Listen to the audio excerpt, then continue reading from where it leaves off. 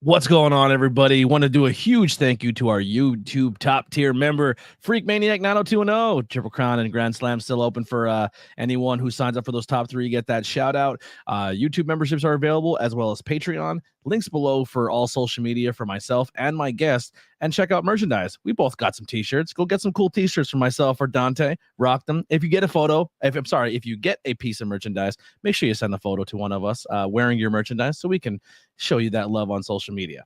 All right, that's pretty much all I got for this housekeeping stuff. Let's get into ABJ Podcast Presents Not Cool in High School Horror, episode 149, Abigail with Dante James. Let's have some fun. Here's some music by the Converse Kid.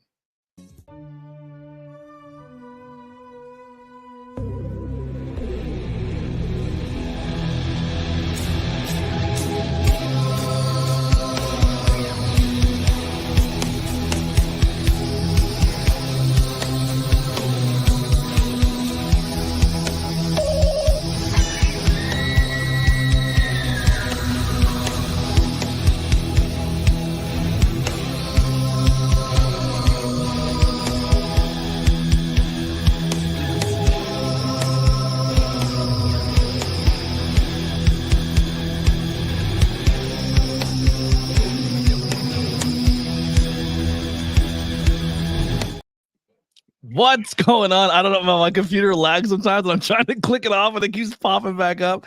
It's the heat. It's the heat. Computer's struggling already. We're chugging along. What is going on? Oh, look at your all your lovely supporters all hanging on. Bella and Heidi are already reporting for duty because you probably said again, if you don't show up. Without a doctor's note.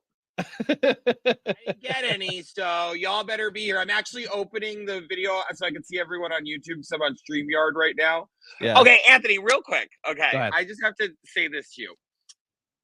I never knew that stood for not cool in high school. Oh, really? I literally thought, okay, and it's only because I'm a dumbass, okay? It makes sense now. Okay. I thought it was like a weird spelling of knocked, like the German way you say night, like, or knocked, or that's what I thought it was. And I way cooler than what it was. I thought it was like night horror. And I was like, oh, okay, cool. But I like that. I like not cool in high school, because I wasn't cool in high school. Yeah, same, me neither. Not cool in high school. Plus it started off like growing up, if I went to school and told people I watched pro wrestling or I watched Power Rangers or Pokemon or I was into like pop culture nerdy stuff, like you got picked on for that. Now in today's time, if you know stuff about Deadpool before the new movie drops, like you're getting laid. You know what I mean? Like it pays off to be a nerd. You know what I'm saying? Exactly, because they offer superhero movies. Yeah. You're like, you take your date out and they're like, what do you know about the Guardians of the Galaxy? I'm like, well, sit down, stimulate your brain. Yeah.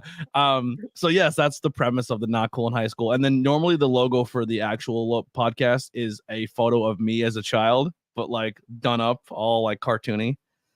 Yeah. Oh, okay. So this is like the spin-off of that, where it's just represented for the horror side of things.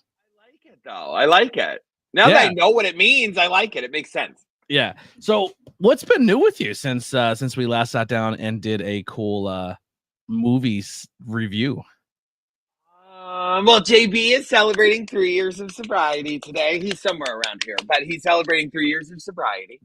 And I also have, I can't say what it is yet though, but I have like a cool collab coming out soon with a company that I really like. So I'm super excited about that. But I can't say anything about it yet, because whenever I talk about stuff, then like something happens. You know what I mean?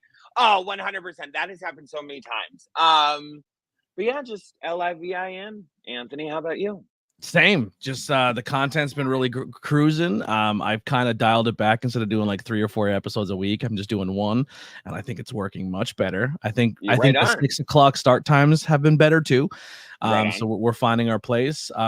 With the new job, I'm able to save up some bucks, and I'm getting the camera I want. So the cool thing with the camera that I want is most of my content going forward, like sometimes won't be always live, because I can come to the person and bring my camera, and we can film it, and I can edit it, and then we can do cool things with it. A lot of my interviews when I started this brand again before the pandemic was to do the interviews in a place where the guest feels comfortable. And then each background of each podcast or review or whatever it may be in a different location.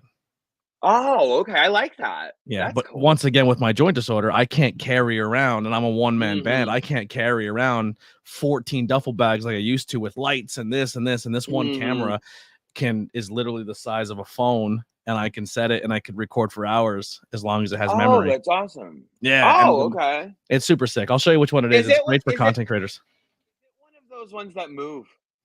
Kinda. It has a little thing, like a gimbal on it. I know exactly which one you're talking about. It's the DJI Pocket 3. Yes, I know exactly what one you're talking about. That is so cool. I was actually looking at those too. You should definitely get one because you can just slide it in a bag or a purse or I know like girls' jeans, you don't get pockets. You know what I mean? Like it's against the rules. I think they passed legislation that women are not allowed to have pockets. So very shallow. The pockets are like that. There's only that much. You can get like a little. Who knows? I don't know what you're putting in your pockets these days. They have such good quality and sound, and for how small they are, they're amazing. So that's awesome. Absolutely. So we were racking our brains. We had a whole bunch of movies we said to each other that we were going through the list, and then when you seen this one, you're like, "That's the one." I really liked it. I think you would like it too. And I thought it was funny because both of us are always saying, and you're making content with like children, and you're like, "Nope, this is." And I think this is a representation of that. I literally wrote in my notes, I love movies that show kids as they really are, little monsters. Little tiny monsters. Absolutely, yeah.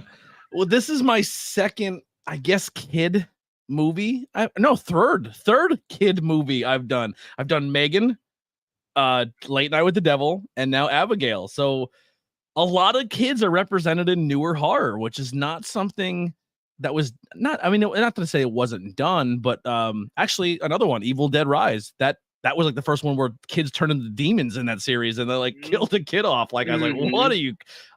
Not saying I enjoy that, but when in most horror movies, the kids are always safe, and those ones, it's like, oh, okay, we're not playing by rules anymore. It kind of makes you shake it up a little bit, you know. Oh, whenever I think of kid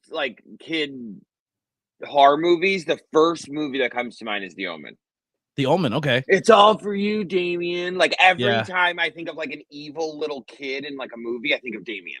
I don't know why. I go Child's Play. Oh, okay. Because he's always trying to take like the soul of a young kid. True. Andy Barclay. Yes. Actually, just Child's Play 2 the other night, and I haven't seen it. Actually, I don't think I've seen Child's Play 2 as much as I've seen 1 and 3, and I don't know why. But yeah, we just saw that. Speaking of Chucky, I was at a Pride event and I was wearing my Pride stuff. Or I always wear something that represents Pride, even though it may not look like it's a Pride shirt, but it's like it's somebody in the community inspired. And I was at the show and somebody's wearing a Chucky shirt. I go, great Pride shirt, and they're like, what do you mean? And I was like, Chucky's Pride, and they're like, what? I'm like, the creator and writer of Chucky is part of the community. I love when you go on Peacock or whatever. I think Peacock and the LGBTQ banner with all like representation, and Chucky's face is right in the middle. I'm like, and Chucky's right in the middle. Yeah, I know. So I good. Love it. The new show has been fantastic. I still have to see the new season. JB and I watched all of them, but we have not seen the new season yet because they didn't really promote the new season, like season 3. They really didn't like hype it up, so I keep forgetting that it's out. But I have to see. It's on like 4 platforms now. It's on like Sci-Fi. It's on Peacock. It's on Shudder. Like they're trying to put it as many places as they can. I just feel like it's not grabbing on. But I think more people need to give it a chance. Yes, 100. It's so funny. It's so funny. Yeah. So this movie here, we'll give a quick rundown of this one because this one's wild, right? So the premise of this one, it was an American horror comedy in 2024. I'm not going to go through all the writers and stuff like that because I'm just going to ruin their names. So we're not even going to do any of that. But the film follows a group of kidnappers who kidnap the daughter of a powerful underworld figure and demand $50 million for her release. Being unaware of something more sinister. This movie was in development in 2023, and they had some issues with COVID where they filmed most of it and then they had to come back and film the rest of it after COVID. It was released on April 19th in 2024. in the United States, and then it had a Overlook Film Festival debut on April 7th. The runtime is 109 minutes. The budget is 28 million, and the box office made 42. And just to kind of give it a quick like rundown here, it was actually, I'll get into the rest of that a little later. We'll kind of dive back into that. But we have a team of kidnappers, or it's so to this one for me. As soon as I turned it on and I start watching it, I was like, oh, I'm watching a heist movie. And I'm into. I love a good heist, a good whodunit, a good heist, a good figure things out. Yes, it gave me everything I wanted when it came to like heist, but also like Clue. It reminded me a lot of Clue, where they were stuck in one house. Each room had its own theme, its own like the greenhouse room, the library. Yeah, they didn't know each other. They all have a weird backstory. They're all connected somehow, but they're good criminals. So like it's awesome. Every element of that part of the movie I absolutely loved. And that's pretty much the first thing it said to me was it's a cool heist thing, all strangers on, locked in a home. And the scene where the dumb driver, R.I.P. Angus Cloud, Angus Cloud. I don't know how to say his name. I didn't know he existed until this movie, and then Lily was like, "Oh, he no longer is with us." And I was like, "Is that Mac Miller?" I didn't know. He looks like Mac Miller. I think he was supposed to play Mac Miller in a movie, but unfortunately he passed away. But when he's trying to do the whole scene, and then the other girl goes, once again, terrible with names. I didn't write them down, but the other girl, Newton.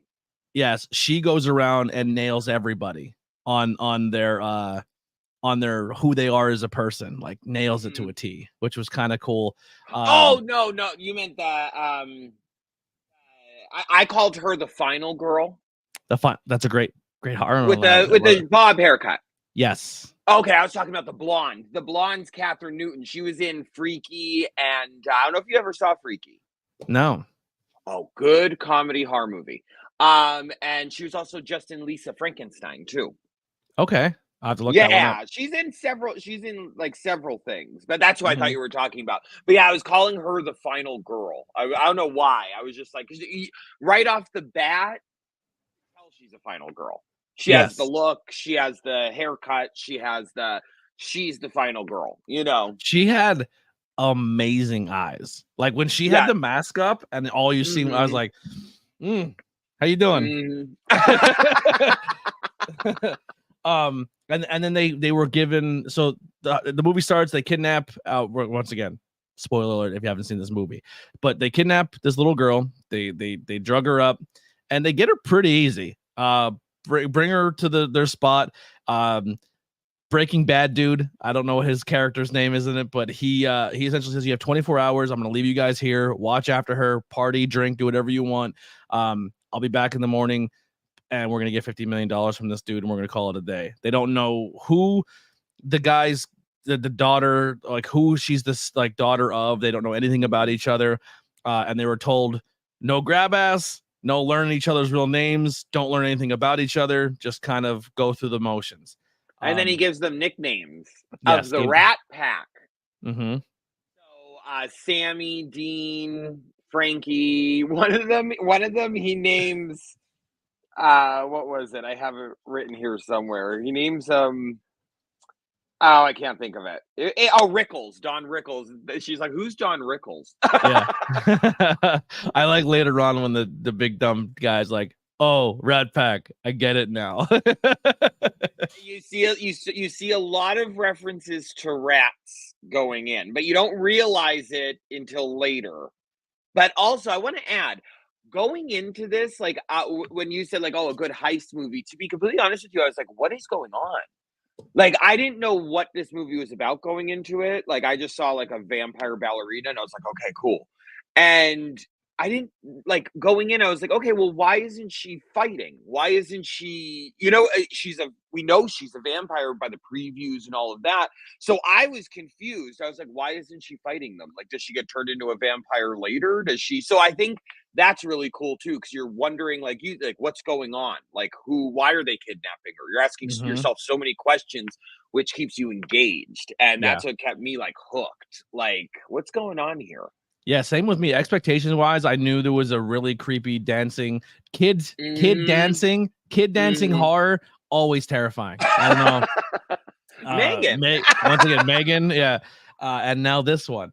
But yeah, expectations for me was the same thing. I only really seen one scene. I seen the scene where they had her in the cage, and then she's like, "I'm really sorry what's about to happen to you tonight," and she's just like, and you're just like, "Yeah, this little girl is a gangster." Anything else when it comes off to favorite things or things that stood out for you as we kind of go through this section here? As far as like, again, my first impression, I didn't even know what it was about, to be honest with you. I just again saw that and went into it. But I think like some of my favorite things is that little girl is a great actress. Wow. Very good. Like very, very good. Wow. Which, fun fact, she was also in the new Matilda. Okay. So she played Matilda, and there's a new Matilda out, and it's like a musical.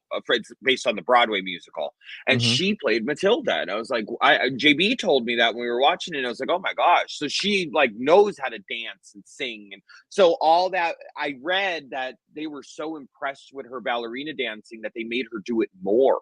Yeah, they added so more. Added it to the movie. So that was probably one of my favorite things. Her acting was really great, and that it was like funny. I love a good horror comedy. I love being able to laugh and also be like, whoa, like.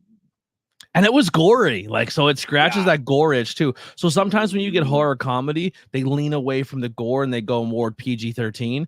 This still kind of made. What was this movie when it comes to its rating? I did not even notice that. I would have to say close to an R. Yeah, I would assume that as well. It really didn't like register to me if they were cursing that heavily or not. Like it just didn't seem. Oh, it was rated R. It was rated R. I was gonna say, because when we get to it a little later, there's this one scene that I'm thinking of where I'm like, yeah, this has to be rated R. Like it has to be. But go ahead. Sorry. So one of the things I said to me also for me that I have written down here by number 2 after like the heist 24-hour thing. Also, they get their cell phones taken away, so they have no communication to the outside world. So they're pretty much stuck completely doing that. But so the house, if you're a video game player or if you ever watch some of the movies, this house reminds me of Resident Evil. Like the Resident Evil house. Like when you play that video game, there's a giant open room in the beginning. Then there's like the library, and like it was like Clue meets Resident Evil. Like each room had its own theme, its own feeling, its own energy, and I love that about that. Like they could have taken that movie and turned it into a Resident Evil movie and used that same house, and I would have been all for it. Like that's the big thing of Resident Evil. Every time you play one of those, there's always that big house that you have to explore. And it that's like the Resident Evil vibe, and that's what this movie gave me with the setting of the house. And to be honest with you saying Resident Evil, like I've never played Resident Evil or know really what it's about, but this movie kind of reminded me that it would be a really cool, in certain aspects, like a really cool video game. Yeah. Yep. If they made it into one, especially with the house and all of that, I think it would make a pretty, because. Well, I'll say it once we like get to it. Yeah. But Bella, we will be giving our 1 to 5 scale in just a moment here. 1 to sky. Yes. 1 to sky. Yeah. I loved the backstories. How we get the half where she kind of guesses everyone's backstory, and then once the little girl essentially comes out and she's like, I'm a vampire now, and y'all are fucked. And the movie really kicks into high gear. And then they have her locked up, and she's like, oh, here's the real backstory. You guys all stole from my dad and me, and I'm here to take you all out. So kind of some context is her dad is this crime boss guy. And there's Christoph. God, my notes are a mess. Oh, his name's Christoph. Oh, Christoph Lazar. Yes. And he has a hitman who is they have no idea who he is, what they do, how he gets done, what he gets done. Lazar, yes. And they're violent. They rip organs out, and there's blood. Like it's one of the most gruesome killings that they ever. And it's like, and they don't know how they get into places. Like there could be 100 guards outside, and they'll still find a way in. So this whole time, the first kill happens, and they're like, "Oh, this is Lazar. He's here." because they know that who they're working with, and they're like, he's in the house. We're gonna do this. We gotta figure it out. And then they end up finding out that Lazar is actually Abigail, and Abigail is doing this for her father because her father doesn't accept her anymore. Yeah, Abigail is handcuffed in the bedroom, but they think she is, but actually she's like running around the house, like picking people off without them knowing it's her. So I think she killed Angus first. Yep. And then the guy that they were calling Rickles. Then they killed him next. And they're like, what's going on? What's going on? And then I found it when they went up to her. I found it funny when he went up to her room and he forgot his mask. I was like, well, she already saw you. And I guess, and also, she knows who they are too. So I guess that really matter. But also, I know you're supposed to, but I hated his character. I hated. Oh, I loved him. His character. Oh God, I loved him. I hated the character, but I thought he did the character so well. Oh, he did, but like, no, he's a dick. Piece of shit. I mean, sorry to offend anybody. He was a cop. He's a dickhead. You know what I mean? True. But that's also where it comes in, where the rats come in, because she's like playing with them. Yeah. She's like throwing them around. With her food. Yeah. Well, actually, the first kill is Angus sees the rat and he turns around and you hear the squish of the rat. Yeah, which is a kind of a cool little nod to what's about to come. But yeah, like she's just tearing them apart. Like one of my things I said too is I love how they do just subtle makeup and subtle contact and just mouth thing. Like they don't go over the top with a vampire look. They just do a little dark under the eyes, throw contacts in, and put the special effects mouthpiece in. Yeah, but it looks menacing and it looks really good. Like when she's the vampire, she looks awesome. Yeah, 100%. 100%. That's what I mean. That's why in the beginning I was like, what's going on? Like we saw them, like where's that? Yeah. I was just for a movie that tells you its key point in the trailer, I still don't think it took away from the movie, which is kind of surprising because it's like, well, you took the surprise away that this little girl is this. So you're kind of going into it like how you were saying before, like what's going on here, but it never once felt like it ruined the experience. No, not at all. Not at all. I was sitting there on the edge of my seat like, what's going on? Like, okay, we know she's a vampire, but like what's all this other stuff going on? Definitely not like True Blood. Yeah. True Blood, they kind of just stay the same, and then their fangs retract and come back and forth. But real quick, I watched True Blood. I was obsessed with True Blood up until like season 3 or 4, and then I was done. Everyone, I liked it because it was like X-Men meets vampires and paranormal, but it got to the point where everybody was a mutant. Everybody had a special power. And it ruined it. Like I hated it. I couldn't stand it. And I hated Bill. I fucking hated Bill. Like Eric is 1,000 years older than Bill, and he's just like, "Hey everyone, I'm Eric." And Bill's like, "Oh, Suke, I concur." Like no one talks like that. Bill, grow up. Like get with the times. Why are you talking like that? I can't stand you. How do you still have an accent? Yeah. Suke. After all these years, how do you still have an accent? And the thing that made me mad, not to go on a whole True Blood tangent, but the thing that made me mad is why the hell did they make Suki a fairy? It gave nothing to the storyline. It made absolutely no sense. She didn't even really use the full extent of her powers the whole entire time, like all 60, like because we just watched the whole entire thing. So I'm fresh off seeing. Didn't the season end with a musical too? They ended the show with a musical. Someone told me the last episode, like the season finale, was a musical. I would have been. I said if that's how it really ends, I don't. If you would have sucked me in for that much, I would have fucking been livid. If you yeah. I'm gonna have to double check on that, but I don't think it was because that seems like something I'd remember. Like it seems like something was the last episode of True Blood a musical? No, JB said no. Okay, maybe someone was messing with me then. Lafayette and Suki's brother were the best characters of the whole. Love Lafayette. Yeah. Love Lafayette. What was Suki's brother's name? Jason. Yeah, he was awesome. He would just take the V and just bang chicks. And even Bella's saying it here. Sookie didn't even want to be a fairy. She didn't even want to be a fairy. Like, what was the point? You should have just werewolves and then panthers, and it got it got way out of control.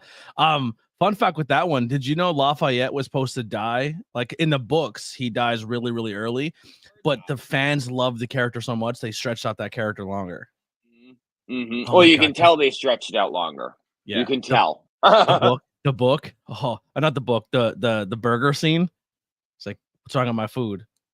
I don't want to tell you, Lafayette. What's wrong with my food? And he's like, yes. He said he didn't want AIDS on his burger, and he's like, always comes up on Instagram and TikTok for me. Yeah, I love AIDS, that baby. clip. All you had to say, not ask, and he just slaps him with the burger. I love that character. Love it. He's such a good actor. You don't ever really see him anything else. No, you really don't. He was in something else. What was it? I think he was in The Help. I think he was in that. I believe, but I'm not sure. Yeah, he's another one I feel like really, really good actor. No, 100%. Anything else on the favorite things that you want to check off your list here? Hold on. Let me just look at my list real quick. I did like how now that I watched it a second time, because I didn't notice the rats in the beginning. I was just like, okay, rats. Like, okay, I get it. You know what I mean? Like, it's an old house. They have rats. But then when you put the connection of like, oh, like I love all the like little subtle thing, like, like little clues or whatever, as you would call them. As you're watching it, that the second time you're watching it, you're like, oh, that. And I just really liked. There's a part that was my favorite part, but when we talk about it, I'll say it. We're jumping around. We're not really going in order of the movie. So if you want to say, yeah. Okay. So at one point, Sammy, the blonde girl, yes, gets bit by Abigail, and she's freaking out because she's like, "What's going to happen?" And at this point, they have Abigail locked in an elevator, so she's like freaking out. Blah blah blah. So at one point in the movie, later on, Sammy doesn't turn into a vampire like in a time span. It was more like if she's bit, Abigail could take over her body at any time. And so she's using Sammy as like a puppet and like using her, and like I thought that was awesome. I thought that was so cool. So there's cool. So many vampire tropes, right? So like we always do character sheets, like what are the characters? So Abigail has like super strength, but not she's kind of limited to her strength as well, because she is still able to be held down by the bigger dude, even though she still has super strength. So there is definitely aspects to her, but also vampires, the older you get, the more abilities you can get, right? So you don't really see it in this movie, but I do believe she has the ability to glam people. So glam is like when you can kind of mind manipulate them, because she does that a little bit in the movie, where she gets in the final girl's head by glamming her a little bit. She's amazing at the manipulation side. The super strength we talked about. Obviously sunlight is a weakness. We didn't really see crosses or garlic used as that. Sometimes a lot of newer smelled it and threw it. And and then she takes the cross and stabs dude. Yeah, stabs him. But the way that you turn, but you're not bound to a person, is if you consume their blood. So that you'll see that little later on. So if she bit her, but then Abigail would have given her blood, then that girl would have been able to be possessed or controlled by Abigail, because Abigail would have given her blood to give her free autonomy of herself and have her ability as a vampire. See, that part I forgot, but no, I like that whole mind control thing. Like I forgot because yes, Dan Stevens later on in the movie gets a little crazy and greedy, and he turns into a vampire. Spoiler. I mean, we're gonna get there. You know what I liked about that scene though is he does it. He drinks the blood, and then he just starts spewing blood out of his mouth. And Lily's like, why? And I was like, because he's undead. He's becoming a vampire. So when you're a vampire, you lose all of your blood because you're always trying to consume new batch. Oh my god! So that's why he's projectile vomiting all the blood out of his system. that. Yeah. I love vampire stuff. Vampires are vampire and zombie are really high up for me. But no, it makes sense though. Like it makes sense. Like I never thought about it that way, but now that you just explained it that way, I'm like, oh my God.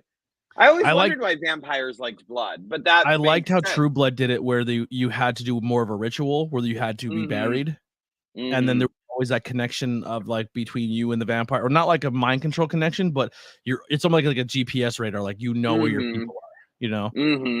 Yeah, but also the mind control of that Sammy girl, that also kind of played off that a little bit. Like it almost played off like I'm your master. How they did that in True Blood, like I'm your maker and you're my, you know what I mean? It kind of played off that, like it was like a sub-dom role. If you know, you know, right? Yes. Oh my God. I might have just fooled my card a little bit there. I'm sorry. Even think about it that way. You just True Blood, one of the things that True Blood did very well for vampires is they are very sexual creatures. Like the whole idea of vampires they're very sexual, like the whole biting of the neck, and they're always attractive. But it played off that a little bit, kind of like the control thing. Like, yep. So my next one on the list here, we kind of talked about a little bit, but the horror, heist, action, and comedy elements of this movie are amazing. If you're someone who's really, really bad with horror, I think this movie will be fine for you, because every time there's something that's about to happen that's scary, they insert comedy to soften the blow immediately. And it's like, and the comedy isn't cheesy. It's good. It's funny. It fits in perfectly. Like there's more times where I'm laughing more than I'm scared in this movie, and I'm completely okay with it. Oh, 100%. Yes, 100%. It's not corny like the horror, the gore, the comedy. It's done very well. Like very well. There's like a good balance of everything. It's really, really good. Really good. And to add to that, I felt like I wrote too. I said every character they all had their place. They all had their moment. They all had exactly what they needed to be in that movie. And I thought they all shined so well. Like Late Night with the Devil, there wasn't like the only low character was probably maybe Augustus character, or August, or whatever his name is, but he was only in for a short time. So you like his character probably came off as annoying and dumb, but he doesn't last long enough to like attach yourself to him, I guess. But he played like, I don't know how he is as an actor, but if he's completely different than what he is in this role, he nailed it, because he made me like, what an idiot. You know what I mean? Like, but they gave you enough where you were kind of like, oh shit, you know, like you didn't get to know him well or have this like character development, but I think they almost cast him like that so you can look at him and already assume either what his background is, where he came from, anything like that. So in a sense, when he did die, you were kind of like, oh, you know what I mean? So I don't think he meant harm. You know what I mean? As for his character. Yeah. Actually, I have not seen the Fright Night with Tom Holland. I have to go check that out. That's got to be pretty good. Fright Night's another good one. Didn't they do Fright Night with Colin Farrell at one point in time too? Was that a Fright Night remake? I didn't know they did a third one. That's what I was just about to say. I thought it was Fright Night with Colin Farrell. Colin Farrell, and he died. Oh, what was that guy's name? He passed away. I think like a Jeep hit him up against a gate. Fright Night from Tom Holland. I'd have to look into that. I like the concept of Fright Night. Another great vampire movie. Oh yeah, 100. Oh, I love that movie. You know Such a good movie. My favorite vampire movie? Everyone says Lost Boys, which is a great vampire movie. I love Dusk Till Dawn. I mean, Simon Hayek. Yes. Yes. That movie is fantastic. I actually got to hold the cock gun. Oh, really? Cock gun. In the movie where he has the underwear gun, like it's the dick and it's a gun. I'm trying. It's been a minute since I've seen it. I know what it is and I've seen it, but to know like details like that, I don't So know. the But guy that who does all the sounds special effects for that is Tom Savini, great special okay. effects artist. And when I met him, he had the Dust Till Dawn cock gun underwear. Yeah. Oh, Queen okay. of the Damned is a good one too. R.I.P. Yeah, Aaliyah. see, I was just about to say that. See, Anton Oh, Yelchin. Anton Yelchin. got you. Thank you, JDM. Great call out there. I don't know directors like that. I know a little bit of directors, but I just kind of consume movies. Queen of the Damned is my favorite vampire movie because a lot of people do say The Lost Boys, and like, of course, I love The Lost Boys, but I think Queen of the Damned with Aaliyah and like, and then of course, Interview with a Vampire because they're like kind of, but. Ooh. Have you seen? There's two versions. There's an original, and there's the one with that Chloe girl who was like taking over movies for a while as a young actress. Let Me In. Have you ever seen that one? Yes. Oh, That's I a love that sick one. movie. Yeah, That one's good. Yeah, that one's my top 5. I yeah. love that one where she's living next door in the apartment buildings. That little Mm-hmm. boy.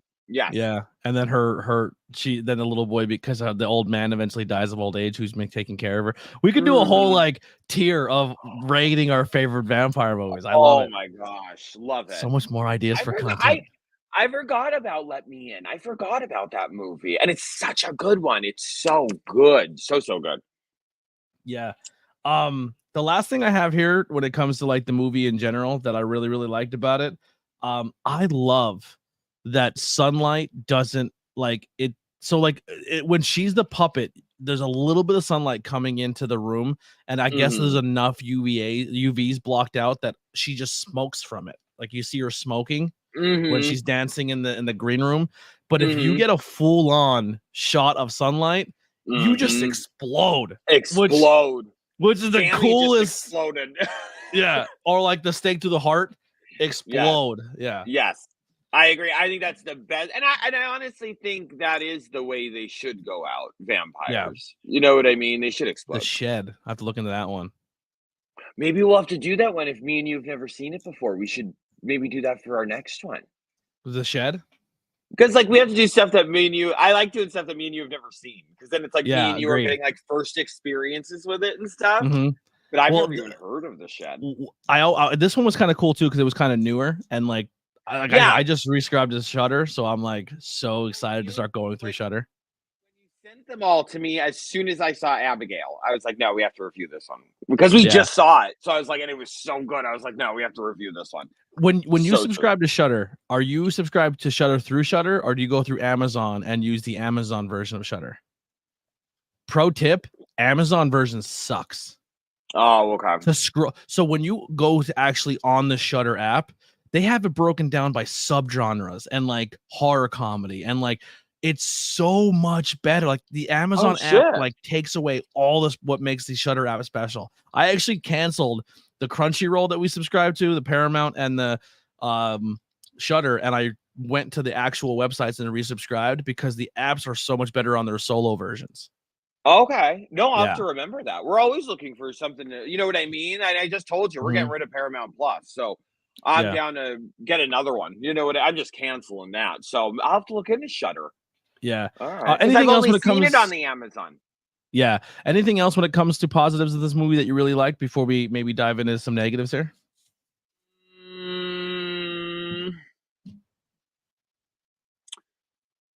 No, other than it was just wonderful. I mean, I would highly recommend this movie to anybody. Let me put it that way. Like I don't really have like any like favorite key moments that I didn't already touch on, but great movie.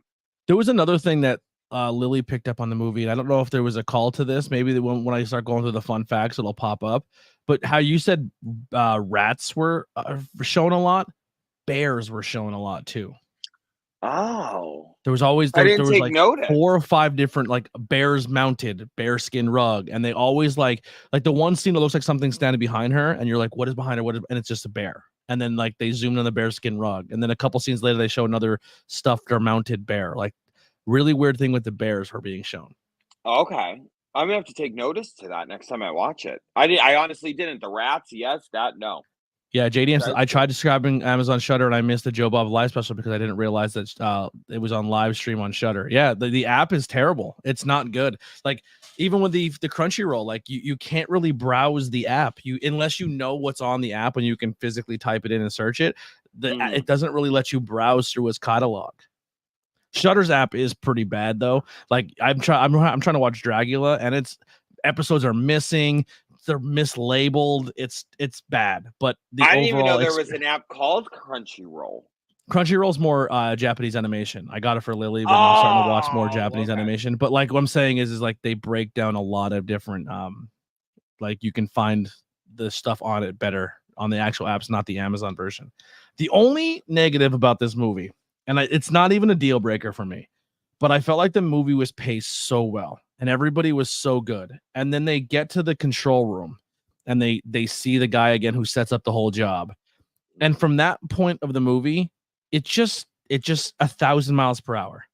And it just rushed it. Like, I'm gonna bite you, and then you're gonna become a vampire, and then you're immediately gonna know how to use all your powers. You're gonna be amazing at it. You're gonna immediately kill me right after, and then just like straight to fight scenes, and then Abigail's your friend, but she's not your friend. Like it was just there was like for how structured and plotted it was from that moment on, the movie just like a gunfire.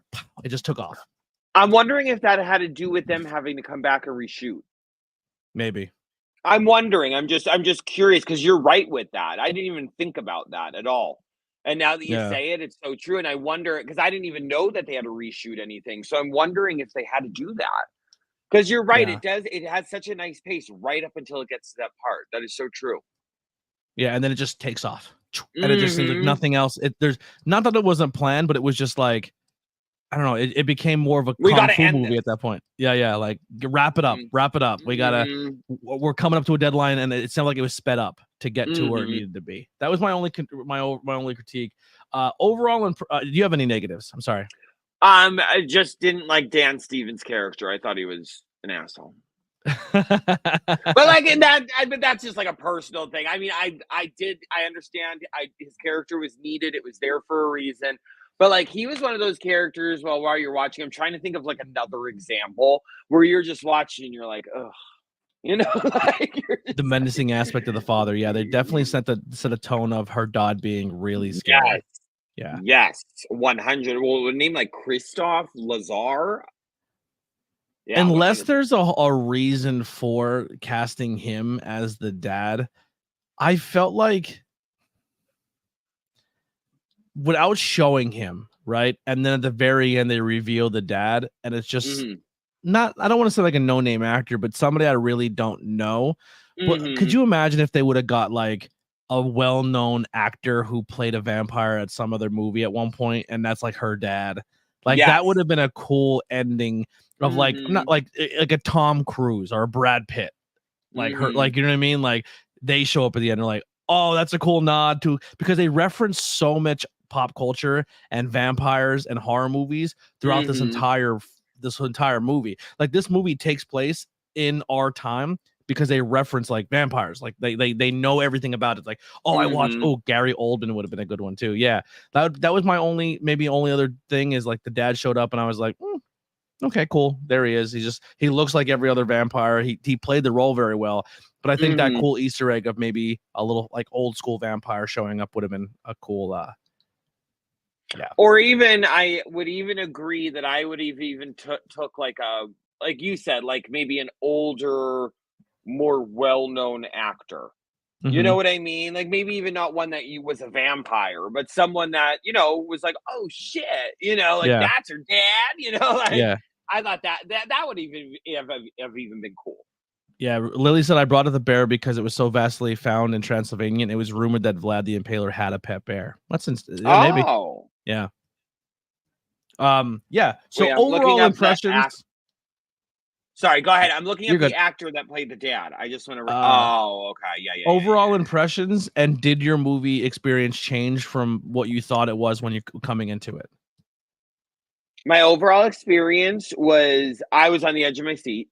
So that was just me. I loved all of it. Laughed. It was awesome. Oh, the part I wanted to bring up real quick. The part when I said to you, like, oh, this is definitely rated R. When her hand got cut off. Oh, and it explodes. Like the bone was, but my overall experience was great. Again, I would recommend it to anybody. And what was the other question? What was your overall expectations coming in, and then did it change after the end? No, because I didn't really have any expectations going in. I didn't know really, to be honest with you, what it was about. I just wanted to see it because it looked, again, a vampire ballerina. I was like, all right, sold. I'm totally Yeah, down with that. So I think I was just going into it just so fresh, that I didn't really have too many expectations. I was just like, okay, I want to watch this. yeah. So no, I think it exceeded thought it was going to be, or like not what I thought it was going to be, but it exceeded my non-expectations. You know what Mhm. I mean? Like it definitely, it wasn't like I went in there blind and it disappointed me. It Yeah. was, I went in there blind and it actually was awesome. So let me put it that way. Did advertisements spoil the film for y'all? Yes. Well, it spoiled the fact that we knew Abigail was a vampire going in, definitely. But I'll say this: knowing that Abigail was a vampire, the ballerina dancing what made her creepy. To me, they were awesome elements, and they still were taken to another level in the movie that I felt like the advertisements probably didn't show. But once again, the heist element aspect, the Clue aspect to it, where like they all have creepy, because the Clue is one of my favorite movies, and how everyone knew each other and they're connected, but they're connected to the main boss. Like I had that vibe. There was so much more to this movie than just a vampire girl that attached me to it, but also being a fan of a vampire enhanced the movie for me. And then like insert the comedy. The comedy was done really well. Like I said, like what's his name? The big goofy Russian dude. Like he stole the show in a lot of spots. Like he was like when he was like screaming and he's drunk and he's like and he's running from her. Like a good way to think about it is like child ballerina vampire is at like the top of the pyramid. And then like there's just like a pyramid because there's so like, again, like Anthony said in the beginning of the podcast, knowing she was a vampire didn't take anything away from the experience because there was still so many other things going on. Yeah. Especially when you found out like that she, like, you know what I mean? The whole thing. Did we already spoil that? Yeah. I Oh, think okay. so. That she planned the whole entire thing. You know what I mean? Yep. So there was so many aspects of it that her being a vampire was like just a cherry on top of like a Yeah. whole other story. Yeah, her and like the bodies in the pool, like this is something she's been doing for a long time, like for a while here. Like this is pretty wild for her. But like I think overall, I think the best scene for me in the whole movie was definitely the cage scene where she's locked in the cage and she's just toying with him. And she's and then the cop decides to stay with her and she's like, all right, I'm gonna let you out. I'll tell you exactly how to get out of here. You just got to let me out of the cage. And he's like, no. And then she's like, okay, I'm done playing. And it just knocks the door down. And he's like, shit. Yeah. Because that again, I'm sitting there like, why isn't she just ripping the door off? Like, why isn't she just using? Because again, that part, because she flew at one point too. Yeah, she can levitate. Yeah. Yeah, like, so I'm like, why aren't you using your powers? But then you think about it, and she's like, well, she's not using them because she's playing with them. Yeah, She wants. I like playing with my food. If she wanted to rip them apart, she would. But she gets more satisfaction out of like this cat and mouse game. Okay, lock me in the elevator. I want to see what y'all are gonna do. Oh, you're not gonna let me out? Okay, well, poof. Like she was such a good character. Good call out for Lily as well. She said during the watching it had House on Haunted Hill vibes too, where the whole house locks down, the windows get boarded up, the doors get like it essentially turns into a prison. It you know what I mean? Like you're not getting out of this. Bella said, "Would you overall storyline good or was it bad? So bad it's good." It was excellent. I thought the storyline and the storytelling and the character development was fantastic, and we'll kind of lead into it here. Scale of 1 to 5. Now, if it's your first time, I review beers and movies and everything. For me, 3 is a really good movie. I protect 4s and 5s with my life. It's hard for me to give a 4 and a 5. Really, really hard. 2 is still a decent movie. Like 2 is like a mediocre movie. 3 is good. 1 I probably wouldn't watch again. But for me on this one, I'm going with a 4. I really liked it. That's what I'm going with too. Yeah, this is gonna break the 4 for me. I thought it was really good. I would watch this again. I would recommend this to people. I would seek this movie out. This is going to rank on my all-time favorite horror whodunit vampire movies. Like this is, yeah, 100%. And I think, and again, it's one of those movies where when you watch it over again, you pick up on things you didn't see before, which makes the movie even better. You know what I mean? Like, I like movies like that. Like, there's those movies where you watch them once and you're like, okay, I'll not, like, it was good, but I'll probably never watch it again, you know, unless it's just in front of me. This is something that you'd want to watch again to pick up on all the little things that you didn't pick up the first time. So I think that, and also it must be popular because it hasn't like gone to a streaming service yet, really. Like it hasn't gone on like Netflix or, you know, usually they like sell them off as like they're, but it's still, as far as I know, on it, because it's on Shudder, right? I don't know. I got it because someone gives me their Vudu account and they have all their digital movies. That's where I watched it. Okay, it's still on because it's still, you still have to pay for it. So that's what I'm saying. So. It must be still very popular because it's still on Prime. Usually, again, after like a couple weeks, they take those movies and then drop the price down to like $5.99, and then they drop it down a little bit more, and then they start putting it on like Netflix and Hulu and selling them off. You know what I mean? Yeah. Or I'm letting other shocked it's not streaming getting services pushed have it. more, to be honest with you. I know, but guess what? It's still $20 on Amazon Prime. It's still, so it must be making good money, or something must be going on. Because again, for how much we watch and rent movies, usually after like a week or two, the movie will drop down to $5.99. The Abigail's been out. So that means it's been out for the past several weeks and it's still $20 to buy. That must mean it's popular, or they would drop the price, you know, to get more viewership. I missed the comment. Hi, Laura. People just saying hi. I love the only Hans. That's funny. Only Hans. Only Hans. Only Hans. Takeaways. Anything for this movie that you like? The only thing for me with takeaways is I feel like they're gonna try to cash in and make this a franchise. I think it's a mistake. I think it'll be a mistake. Only because the fact of the heist and the fact that the planning and all of that and the character stories and the character development, how do you recreate that again? Like how do you get a new batch of people to do that again, but make us feel like we didn't watch the same movies you did before? And I feel like if you do a part 2, you would have to change the format almost completely. Well, and also, how would they get that little girl again? You know what I mean? They wouldn't be able to have her again unless they, which I'm sorry, I hate when they do that shit, when they like they did it with The Orphan too. Like the girl, like she's a woman now, and they're like, you know, making people taller, and you know, you could tell that she's older. Like that's the whole thing. So like, how would they even do that unless they got a whole different character? Because I don't know. All right, you got me. I think I kind of be interested in that. All right. Well, maybe. Yeah, maybe. I mean, if they're creative enough to make this movie, I'm sure they can find another one. But it would make me nervous if I seen Abigail 2 on the charts. Let's get into our cool fun facts. Did you know? So the first one I have here is this is one of Angus Cloud's final roles before passing away in July 2023. Although production wasn't complete until months after his death due to the SAG strike, Cloud had filmed all of his scenes before production was shut down. So all his stuff was completely finished because he's removed from the movie sooner than later. But so they didn't have to do any reshoots for his stuff because all his stuff was done. We kind of talked about this before. Directors were so impressed with her dancing, they added more sequences of it to the film. Yeah. Do you have any?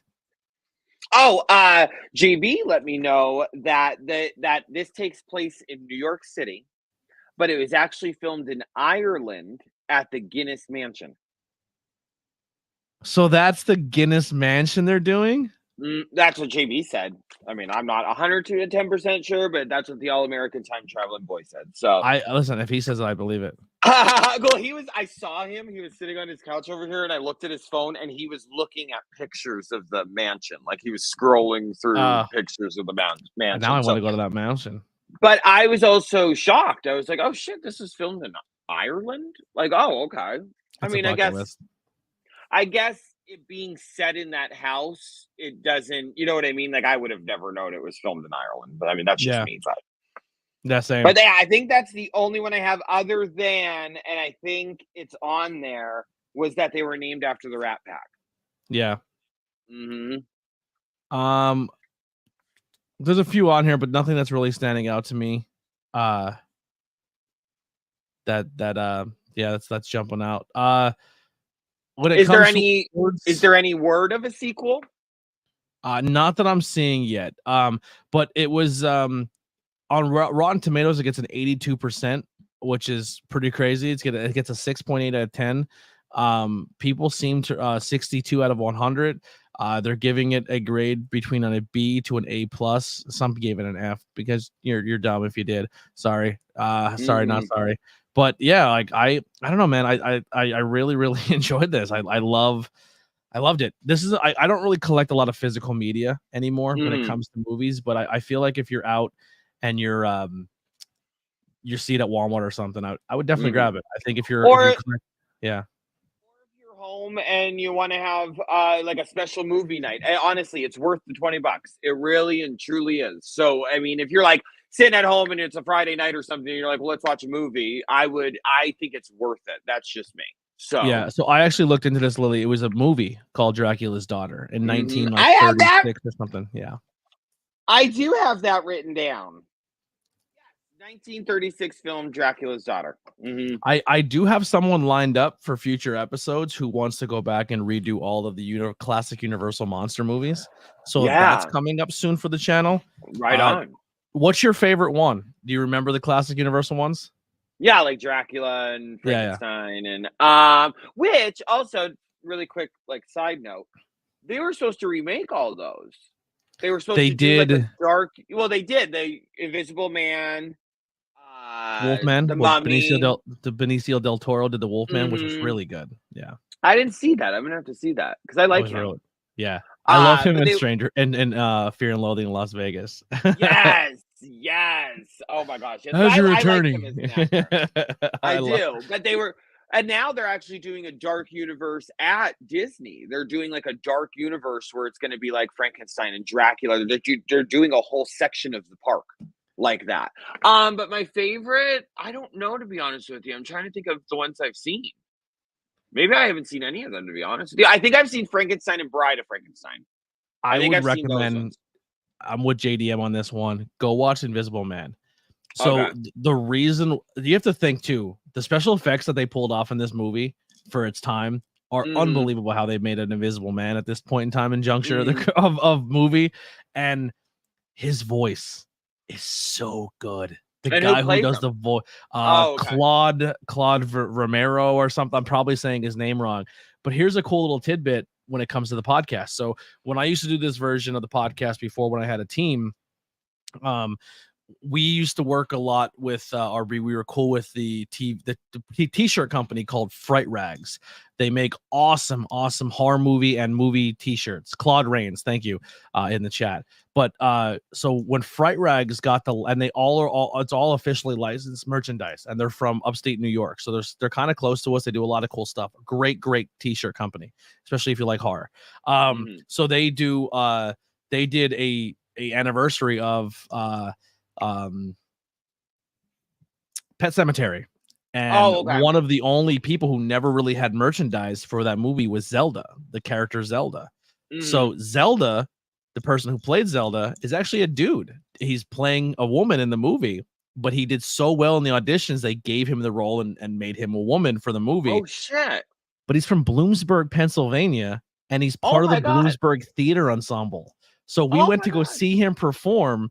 And then, like, a friend of the podcast was friends with him because he worked with him in Bloomsburg when he was going there for film school and acting school. So we met him, then met the Fright Rag guys, and then kind of worked together and like got him his first T-shirt with his face on it. Oh shit, that's amazing. It was awesome. And that then is so cool. And then they did when we were talking about doing movies and Fright Rag stuff, we got in contact with somebody who was writing a book with Claude Rains's daughter. She was like 80 some years old. Like she's up there. But when they redid the Invisible Man and the Universal Monster t-shirts through Fright Rags, she was able to own a t-shirt of her father that she hasn't had. Like a Universal Monster t-shirt with her dad hasn't been made in so long. And I don't know if she's still around with us. She may have passed away because it was probably like 4 or 5 years ago, but she got to have some of merchandise from her father through Fright Rags again. So we were actually able to connect the t-shirt line with the actual people who were involved with the productions a few times. Oh, I love that. That is so cool. So cool. Yeah, they're such a good company. Neat. I wear so much Fright Rag stuff. I'm gonna have to check them out because actually, honest with you, JB loves Pet Sematary. It's a good movie. It is. No, it is. But he like he really likes Pet Sematary. Like if he wanted to see the new one, he loves the old one, which is like just surprising to me. But now that I know that, I'm gonna have to see if he knows that they're from he's from Bloomsburg. Or that it was a man. So when I get my camera and we come over, we're gonna watch the original Pet Sematary, and all three of us are gonna review it, right? All right. We locked in JD. Yes. Yeah. I love the fact it's Herman Munster in the movie. Don't go in the woods. I know. Or him and cousin Vinny too. When I saw him my mom had to tell me that. She's like, Dante, that's Herman Munster. I was like, it is? Because I was little. I didn't really like put 2 and 2 together, but I actually liked the remake of Pet Sematary. I thought they did a good job with it. I agree.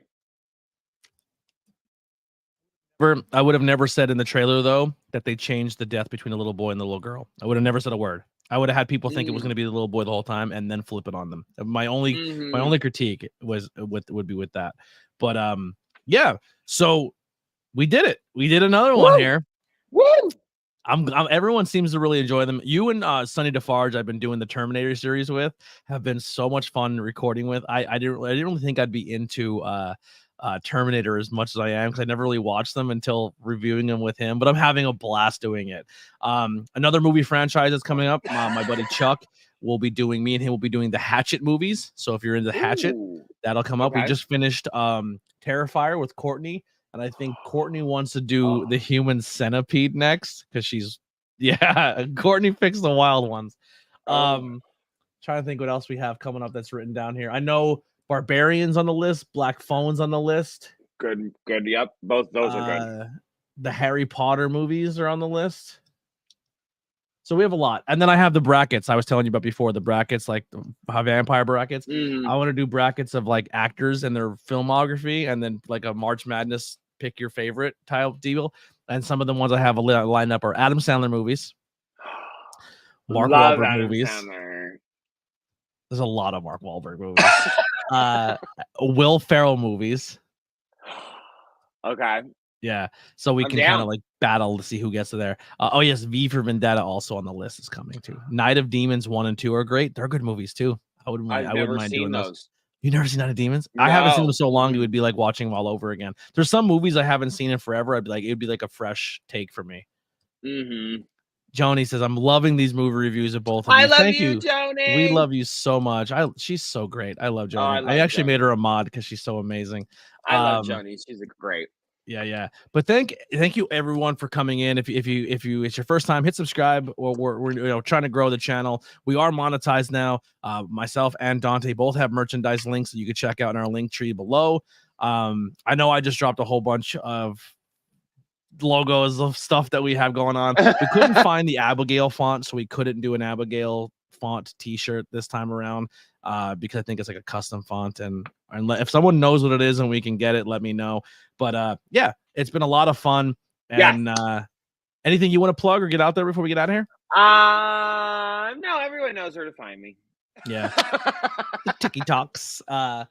If anybody wants to go and support anything, if anyone's in the Pennsylvania area, myself and Lily from Witchcrafts at Lily will be in Harrisburg on Saturday for the Pride Pub Crawl. We'll be doing that. And then if you're in the Pennsylvania, Wilkes-Barre, Scranton area, on Sunday is Wilkes-Barre Pride. So we'll be doing that.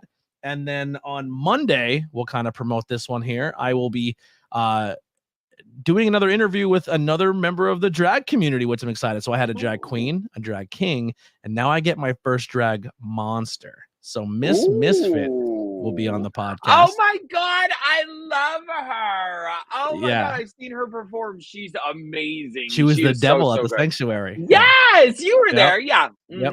And her. then they are hosting an event on the 30th called Say Gay Brunch in Wilkes-Barre, where it's a brunch and drag show performance. So we'll be at that to wrap up all of our Pride events. Have you gone to any Pride events this year? I have not, but me and you were talking before we came on here. I might go to Sundays in Wilkes-Barre. I'm just not sure yet. I have to talk to the mister, and but maybe I might be coming. I haven't yet, and I feel weird that I haven't yet. I should at least do one, but also I'm not really like a big crowds or people person. So yeah, I'm debating. I don't know if I'm gonna do it this year or maybe next year, but I have a Jesus costume and I have very long hair. I have a beard. I want to go to Pride as Jesus with my with my ally flag around me, and just and have like a sign that says free hugs, like a free hug. Like, should. You know what I mean? I think like, you totally should. But I'm not Christian, so I don't want to like make fun of people's beliefs, even though I'm not that thing. But I just think the overall idea is like the church is against you. Like, no, you're not. Not this Jesus. Not fat Jesus. Fat Jesus loves everybody. I don't think it's making fun of anything. I think it's fine, because I think that's how Jesus would really be if Jesus was real. Agreed. Yeah. So I'm debating, and plus it's gonna be so fucking hot. I don't know if I'm gonna do it. I might just back out. Save it, because there's Pride. Like sometimes there's Pride events in like August. You know what I mean? Like, because like they have to spread them out so much, because not everyone in Pennsylvania could fit in June. There's just so many of them. Yeah. I saw something for Pride in August. I forget what it was. I just saw it recently though. Yeah, and Pride shouldn't just be your one time of the month. Support, drag communities and Pride events and Pride community and Pride artists all year round. It shouldn't just be for a couple days out of a month. Show that pride and support the entire time, because that's what you should do. Right. That's love is love, and that's what we're all about. And I love you, Dante. And we had another blast too, Anthony. Yes, we did. Yes. I cannot wait for the next one. We will definitely get with you soon on what movie we're picking next. I know The Shed is on the list. We'll say for now it is The Shed until we both look on Shudder and say, like, have you seen this? And then we'll probably switch up. You know what I'm watching currently? I have to finish watching. I started half of it. The new Amy Winehouse movie, Back to Black. So far, it's really good. It's really good. I really want to watch the Amy Winehouse one, and then there's a Bob Marley one I want to see. I saw the previews for the Bob Marley one, but I was hearing so much like debate about the Amy Winehouse one. That's why I'm like curious. I'm like, how is it? So far, so we haven't gotten to like crazy Amy yet. Like, I mean, she's always kind of nutty, but like she hasn't been like, she's not Beehive Amy yet. She's still like the dude hasn't fully broke her heart yet. Okay. Got it. Yeah. When I went to London, in Camden, I found the Amy statue in Camden in London, and I hugged it. I love you some Amy. Yeah. I know. I love Amy too. Yeah. All right. Let's wrap it up, because I get a couple minutes here to go sit in a pool, and then in about 45 minutes I'll be live again. If you're into professional wrestling, I'll be doing a live watch along of Monday Night Raw, so you guys can come hang out. Woo! Other content that's out right now you can go check out. We just did What If Ric Flair joined the WWF in 1988. Interviewed Pedro Velasquez, who is a film student from Temple, who just did a 12-minute short film on independent wrestling, which is really cool. Slamboree 94 was a review we just did. We just talked about Terrifier 2. Rojas, a local independent wrestler who's at a catch point in Philadelphia, and Terminator 2, all out now.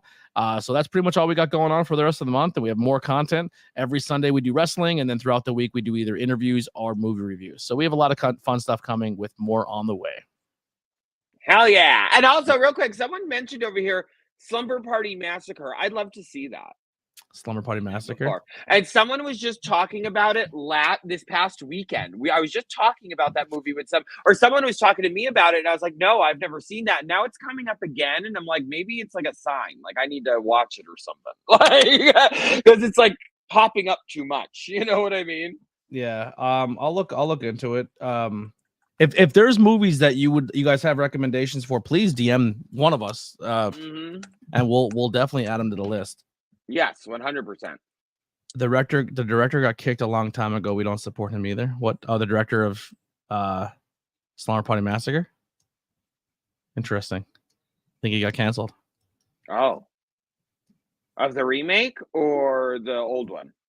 I didn't Well, I even think know there was a remake. I think the one. I think you're thinking of Camp Sleepaway. That's the old one. I think you're thinking No, of. I'm not thinking of. I know what Camp Sleep. The one, yeah. I'll never. No, because the Mahoning Drive-In has a weekend where they do Slumber Party Massacre. Like they have like a whole weekend dedicated to it. And when we were at the Mahoning Drive-In this past weekend, they were talking about it, and that's why I'm like, and now this person's bringing it up, and I'm like, well, that has to that. We'll look into it. This. Yeah, yeah. Listen, yeah, I'm gonna do the entire Harry Potter franchise, and J.K. Rowling can get hit by a train, but that people still believe in that in the universe she created, even though she's a shit human being. But the actors put a lot of really hard work into that, and I think here's the thing, man. Art, right? Art in general, whether it's I'm in the pro wrestling industry, right? So, some people you grow up loving and they're your idol, and then you find out when they get older that they were horrible humans. And you really have to figure out the separation of art and the artist. And because what if that movie, regardless of, who made it, helped that person get through something in their life? Or what if Harry Potter to someone was so special it made their childhood better? Does it take away everything because they got to... because the director is a shit human, it's tough. It's a tough thing to, yeah. Oh, it's like a fine line. I'm going to see Godzilla 1985 in the Mahoning Drive-In. Dude, I seen a little bit of it. I had to, because I was too sleepy. I didn't want to ruin it for myself. But the new Godzilla on Netflix, it's like a Japanese-made Godzilla movie that hasn't been done in a long time. He's not as big. He's kind of like old school Godzilla, but the little bit I seen of it was cool. Was really cool. Okay. All right. Right on. I love We're monster always looking movies for recommendations, so I'm down to check that out. Yeah. All right. Well, we'll get out of here. Finally, ADHD's going to keep kicking in. If we keep reading the comments, we'll be here all night long. But here's some music by the Converse Kid, and we'll see you soon for the next one. Bye-bye.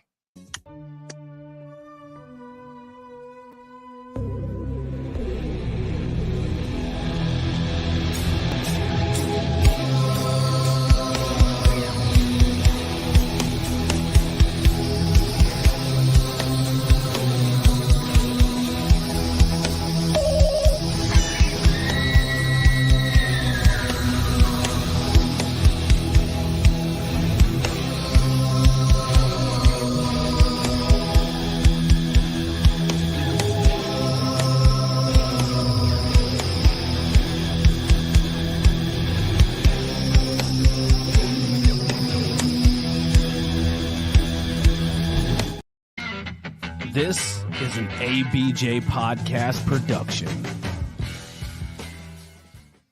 Join us.